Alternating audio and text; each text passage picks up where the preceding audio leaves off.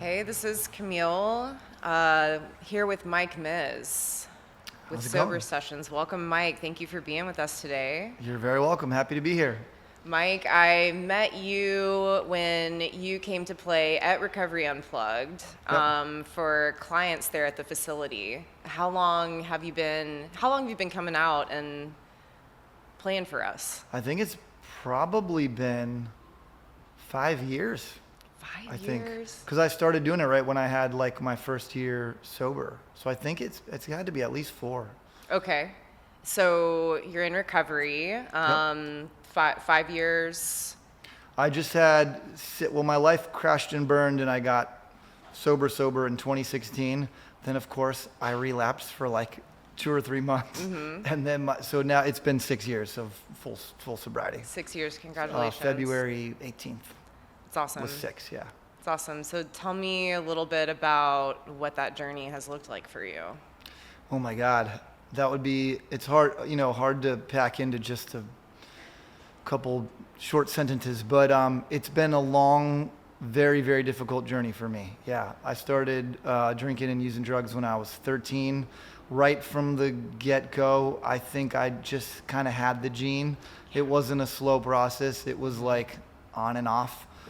And kind of maintained through high school and lost a few loved ones and stuff like that. But got to college in Florida, became a heroin addict full-time very quickly, and then spent 15 years on and up on heroin pretty much. 13 rehabs. I can't even remember how many detoxes and halfway. I was thinking about it the other day. I think I've spent over 2 years of my adult life in either treatment centers or halfway houses.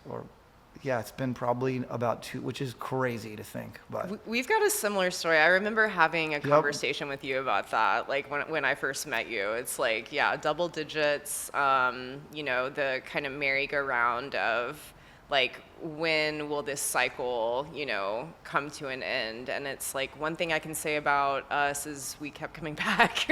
We didn't give up. yeah, it's funny. I always think like, I think about the people that, because there's a lot of people that are going to have that experience too. And like I used to get hung up on, a lot of people come, they get a DUI, they get a divorce, or something really bad happens, and they very smartly are like, this is it, I'm done. And then they go on, and then it's just like, this happened, and then I got sober. And that is not my story at all. I mean, I would be standing in front of the judge, like, if you do this one more time, you're going to go to jail for like a year. And I would fully believe in that moment, like, I'm never going to do it again. And by the end of the day, like, it didn't matter what the consequence was. I just kept going for whatever reason. And had I don't know if you had sober time, but I had like almost 4 years sober at one point when in my late 20s. And then I got all these kidney stones, and that's a whole other thing, But it's been a hell of a journey, yeah. Yeah, I know one thing that's true for me is like fear of consequences never kept me sober. Like, I would be fully aware of what could happen if I like decided to drink or pick up again. Yep. And like, that fear, like, like disaster is on the way. Like that was never something that would stick in my mind as like a reason, not to do what I was doing. I think about that. I was thinking about that also the other day. A really good friend of mine just relapsed, right? And I was thinking about that. It's like, it's something that a normal person, not to say, someone who doesn't struggle with addiction, I don't think could ever understand, is just that thing in us, that mental thought. It's more than just a thought. It's this whole overcoming emotion presence that literally just takes over. And no matter what the consequences are, that's still stronger. And I, yeah, same thing. I know. I used to check myself into rehab fully like, I am done. I never want to feel like this again. I don't ever want to use another drug or take another drop of alcohol. And I would really mean it. But somewhere between then and even I'd be getting coined out, I'd be checking out, and I'd be like, they're like, you did great, you're gonna make it. And somewhere between them letting me out and the end of the day, I usually wouldn't even make it one day out of treatment. Yeah. Which is sad. I hope that's not to scare people, you know, but. Yeah, it's like, I would describe myself as like a 30-day wonder sometimes. It's like, yeah, I did it. Like, you know, I was a grade A student and like did the rehab thing and like fully believed that things were going to be different. Yeah. And then like just something happens and, like right back to it. And here we go again. Well, what would you say, like, can you identify something about like this time in recovery that, like, did something click for you that was a little bit different? Like, is there a difference this time for you in your sobriety and your recovery that like maybe wasn't present before? I think there is.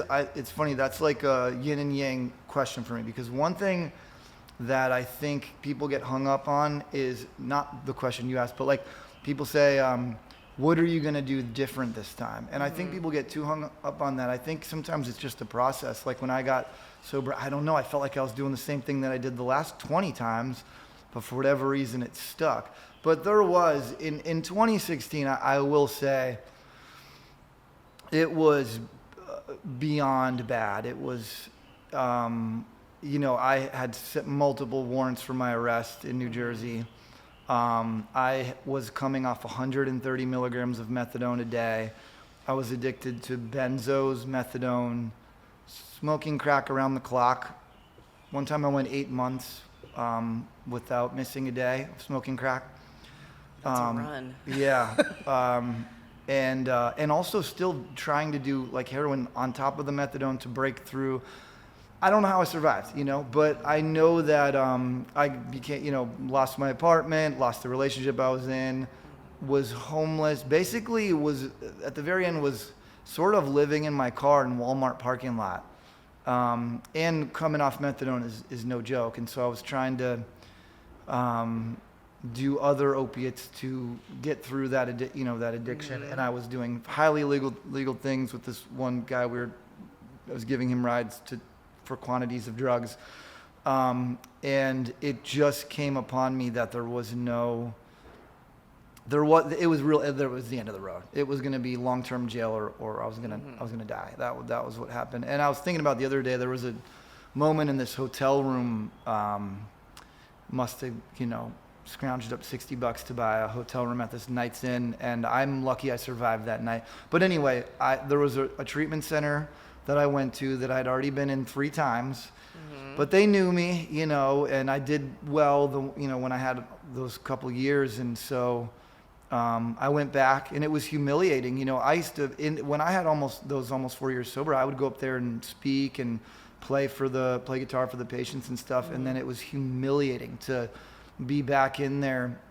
But I called them. Yeah, this is interesting, really quick. I called them, and they, you know, another side note, thank God for like county assistance and whatever the programs are that fund, because I didn't have any insurance, I don't have any money. I mean, how am I going to afford that? So I got county funded into this place, and I was there for 20 odd days, and then another guy that owned, I don't know if I'm allowed to say treatment center names, but the guy that owned another long-term place came in. He basically saved my life, because I was already out the door. I was like, I got to go, I got a gig, I got to do this, I got to do that. And he was like, no, you don't. Like, no, you need to come to this place for 3 months. Yeah. And he let me come for free. Like scholarship, and saved my life.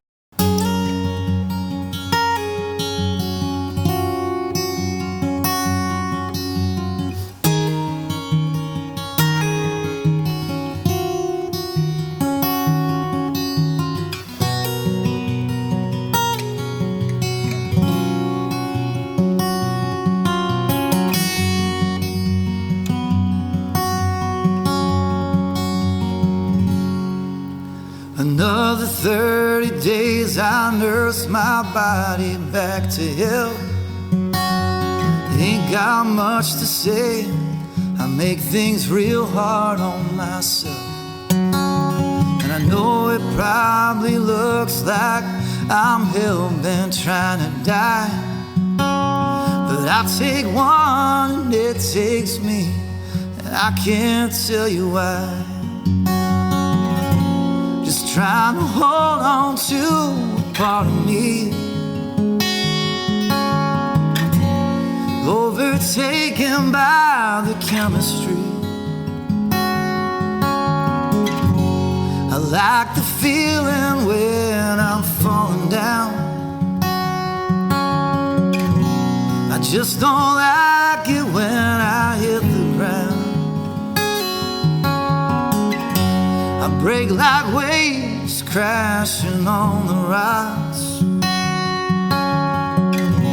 So put me back behind the door that locks.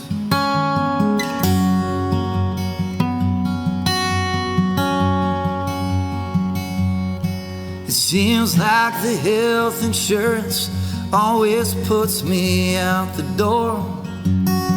They've done it to me at least a half a dozen times before. Right about the time I get the pills and liquor off my breath, you know I'm back out in the street, all alone and scared to death. Just trying to let go of the part of me, overtaken by the chemistry. I like the feeling when I'm falling down. I just don't like it when I hit the ground. I break like waves crashing on the shore, and I don't wanna hurt like this anymore.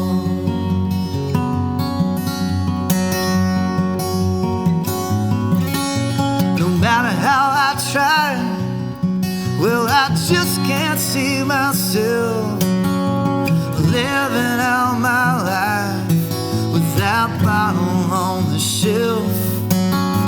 I'm terrified by all the days that are even yet to come, tortured by my past and the shameful things I've done. I like the feeling when I'm falling down. I just don't like it when I hit the ground. I break like waves crashing on the rocks. So put me back behind the door that locks. Feels like I'm flying when I'm falling down, but I forget all about the part where I hit the ground. I break like waves crashing on the shore, and I don't wanna hurt like this anymore.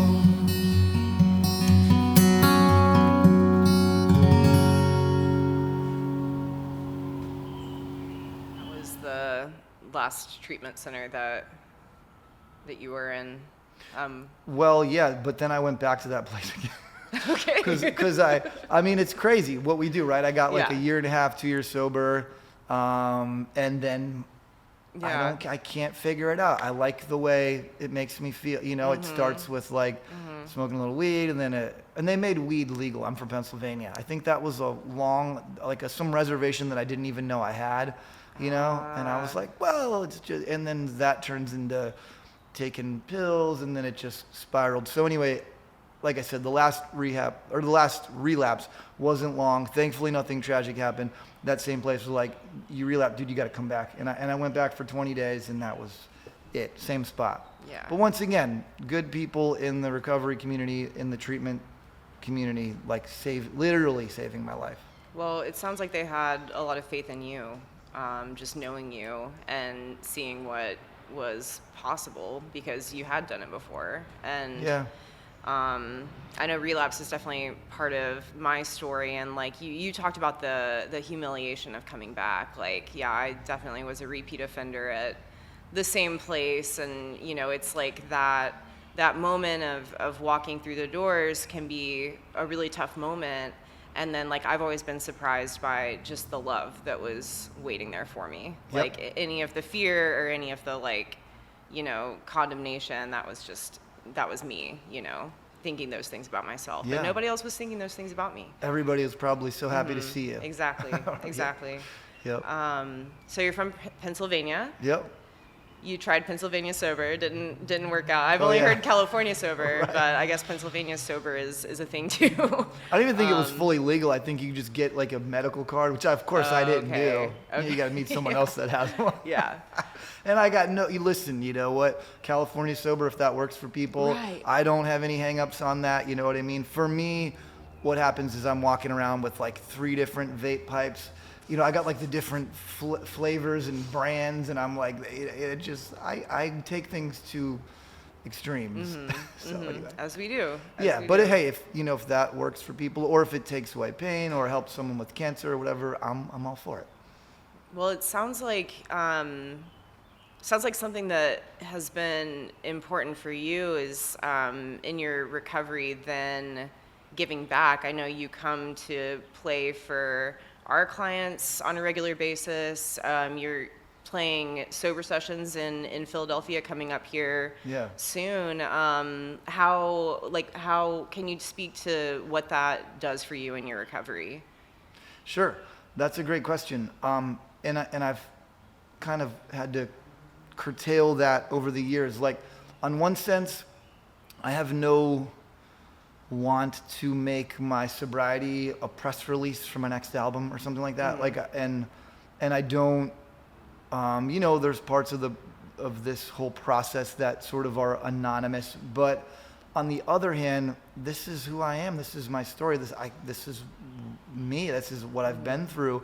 And I think there's a lot of people that are going to go through that or are going through that right now. And so, yeah, giving back has been a huge thing for me. And it's weird because you never know who you're helping or who needs to talk at that moment. And I've had some crazy experiences, but I love coming to Recovery Unplugged and playing for the patients. That's really fun. And it is cool to get to play some of my songs. And like, obviously some of my songs are about addiction. But also to, I don't know, it's interesting. We were just on the road and we played a string of shows in California with another band that I've been a fan of like most of my whole life. And you end up talking to the lead singer outside, and we figure out that we have the same sobriety date. And now we're all in the green room, and it's, 2 rock and roll bands. And instead of there being like, drugs and like the whole green room is like healthy food and like NA beverages and like fruit. And it's like everybody's like, doing their breathing exercises before the show. It's pretty cool. But that's so neat. But giving back, last thing I'll say on giving back, another crazy thing is a really good friend of mine. I was playing a show at the Exit Inn like a couple years back, and I talked to this very well-known musician that was playing with us outside the club, and I guess he was drinking the night before, and I just was like, oh yeah, because he thought people were offered me drink, and I didn't take it, and I told him a little of my story, and we had this conversation for an hour, which I thought was nothing, and it's crazy. He never drank again after that moment. Like, he would call me. He's someone who I really looked up to too, was like kind of like a Nashville legend. And he started calling me once a week, and then we became friends, and then he became my landlord. It's like, it's just cool. It's cool to just be in the recovery mindset, because you never know who you're helping.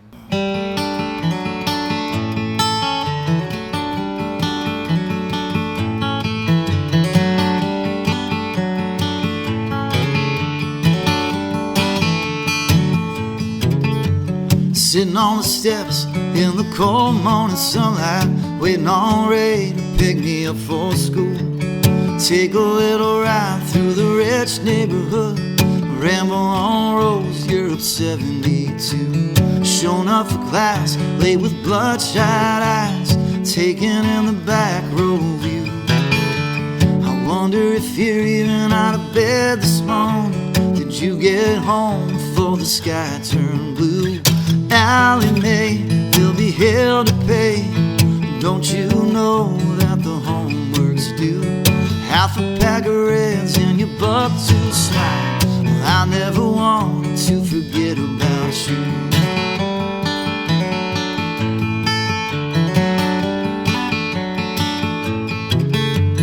Just the youngest sister to the kids selling dime bags, sitting on a wall behind the Pittston pool.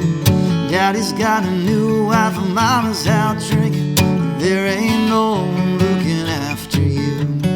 Grown up fast in the shadows of the coal banks, Yingling lager and rolling rock, holding hands on the tracks, hit it back to the junction, made it all the way without seeing any cops. Allie Mae will be held to pay. I know you never liked going to school. Your Marlboro Reds and your buck to smile. I never wanted to forget about you.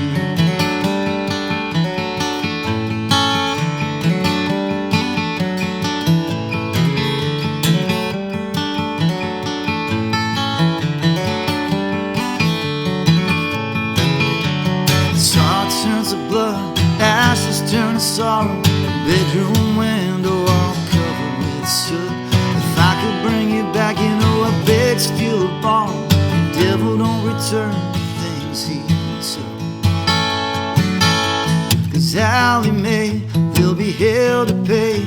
I'll take your place if you wanted me to. Your Marlboro Reds and your buck to smile. I never wanted to forget about you. Allie Mae will be held to pay. I wish there was something that I could do. Your Marlboro Reds and your buck to smile. I never wanted to forget about you. I never wanted to forget about you. Well, I never wanted to forget about you.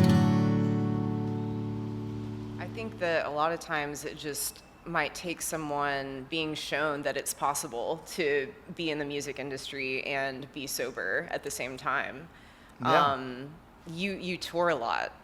Can you speak to what it's like to be on tour and be in sobriety? Yeah, you know, that's another great question. I love being here in Nashville because there's such a great recovery community. And I think when I first started trying to get sober, all I ever wanted to do was play guitar, right? Mm-hmm. I never wanted to do anything else, whatever that looks like. If it's in a coffee shop, great. If it's on some big stage, great.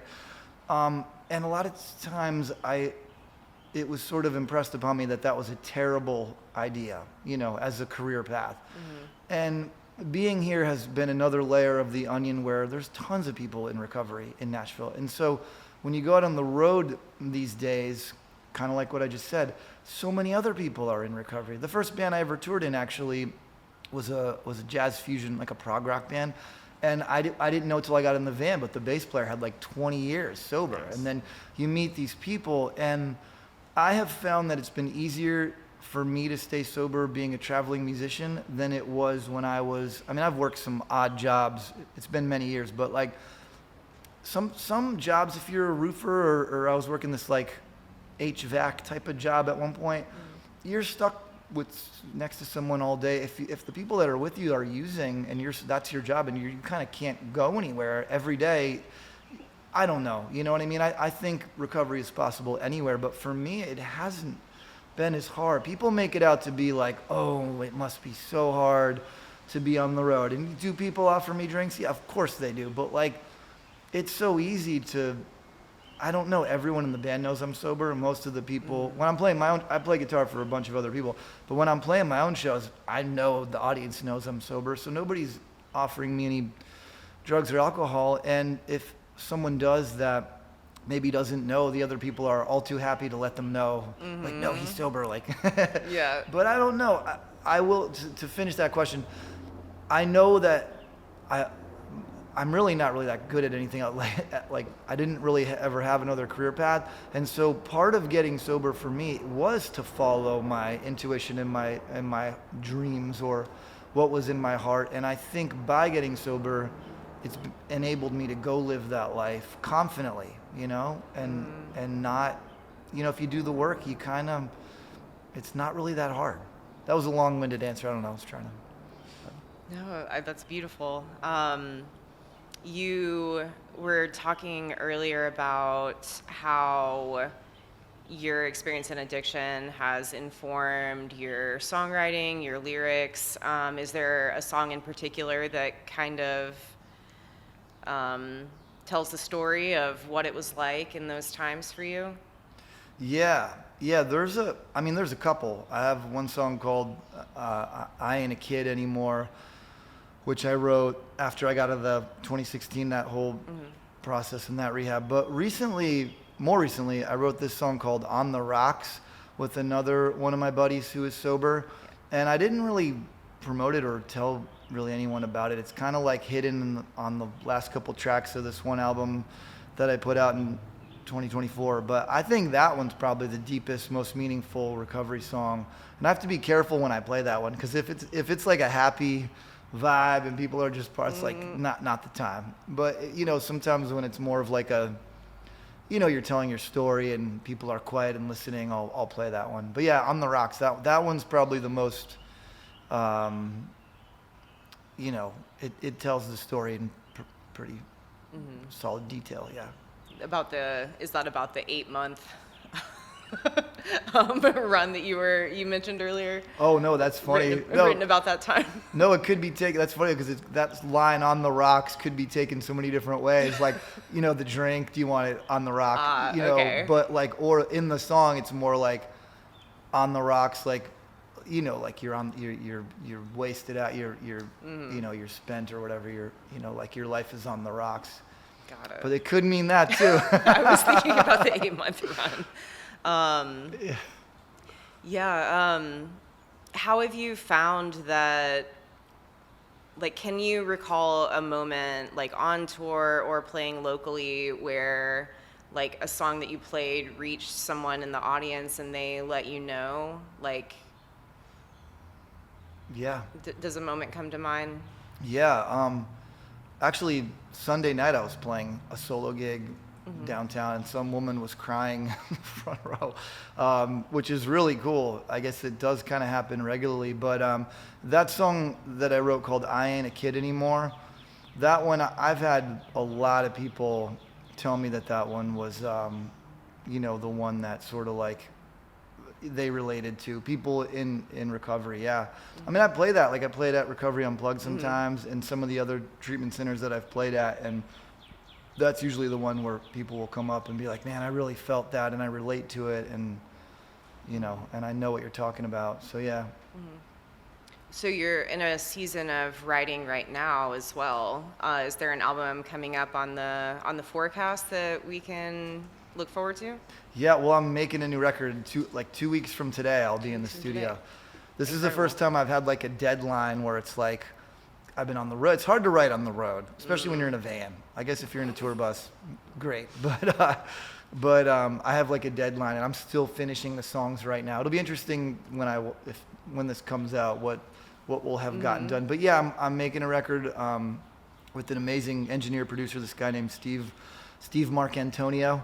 He's a legend, and he's worked on tons of records that I even love. And it's my first time going in with like a real. I've had producers and stuff before, but like as far as someone that's done as much as he has, this is going to be a first one for me. And the band is crazy. The band that I'm recording with it's sort of like a dream team. It's going to be pretty awesome. Okay, so this one will be with the full band. Yeah. Incredible. Yeah, is there a song from the upcoming record that you're particularly excited about being released? There's a couple. Yeah, I'm still like finishing, tying up the loose ends, but yeah, there's a couple that I feel really strongly about. Yeah. Yep. I'm excited. Okay. And so we are looking so forward to having you play with us in Philadelphia coming up. Will we get to hear anything from that record then? Yeah, I think we're gonna do definitely this one, maybe two, but yeah, we'll be doing some of those. I'm really excited to play because that's the old Electric Factory, right? The venue that it's in. So yeah, the place that the event is going to be is at the old Electric Factory, and I've seen tons of shows there growing up, and I definitely was not sober at any of those. Nice. And it is so cool that, you know, it's going to be a alcohol-free event. Like, this is an amazing full circle moment for me. I'm so pumped about it. Like, even the guy, because I sort of have a band in Nashville, and then I have a band in the Northeast. And my other band members are like, we are so pumped that we're playing, because we've all seen, you know, everybody. My drummer was just telling me, like, dude, I saw Incubus there, and it's just cool that this is a real full circle moment for me. I think it's amazing That's what you guys are amazing. doing, that you've been able to, like, curate this event and, like, get it to be an NA type of thing, and all these artists are, I'm really excited. And it's a homecoming for you. Yeah. That's amazing to be playing at a venue where you've seen the shows, and like now you'll be on stage. Wow. Yeah, I've always wanted to play there. It never came down the pike until now. So this is it's really meaningful to me. It really is. Well, thank you so much, Mike. We are so excited, and we'll see you in Philly. Awesome. Looking forward to it.